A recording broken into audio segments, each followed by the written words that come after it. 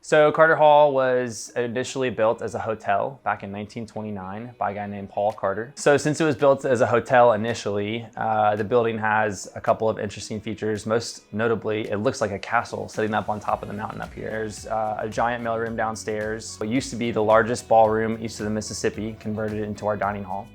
The first floor of Carter is home to a lot of the offices on campus. And then the upper floors, floors 2 through 5, are all dorm rooms. In Carter, we have roughly 287 beds for students. Floors 2 and 5 are guys' halls, and then floors 3 and 4 are girls' halls. So each room in Carter has its own bathroom, again, because this was an old hotel. We have some rooms that are just for 2 people, some for 4 people, and then the rooms that are inside the tower are actually 5-man rooms.